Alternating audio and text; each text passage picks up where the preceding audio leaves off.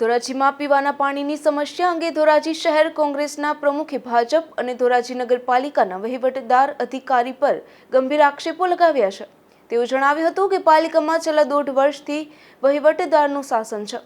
અધિકારીઓ ભારતીય જનતા પાર્ટીના સ્થાનિક આગેવાનોને પણ ગાંઠતા ન હોવાથી આ મુશ્કેલી સર્જાય છે।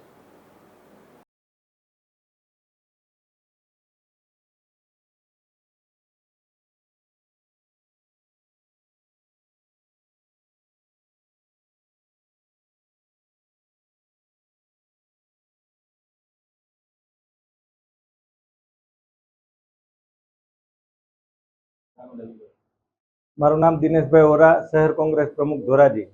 ધોરાજી શહેરની અંદર 8 થી 10 દિવસે પાણી વિતરણ કરવામાં આવે છે અને એ પણ દૂષિત અને ડહોળું પાણી વિતરણ કરવામાં આવે છે, જેને કારણે લોકોના આરોગ્ય સામે ખતરો ઊભો થયો છે।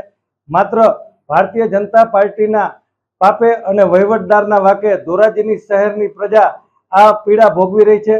2017ની અંદર ધોરાજી શહેરમાં પાણીની પાઇપલાઇન નાખવામાં આવી ત્યારે મોટા પાયે ભ્રષ્ટાચાર કરવામાં આવ્યો, જેને કારણે ધોરાજી શહેરની પ્રજાને 8 થી 10 દિવસે પાણી મળે છે અને હાલમાં જે દૂષિત ડહોળું પાણી મળી રહ્યું છે એ વહીવટદારના વાકે મળી રહ્યું છે।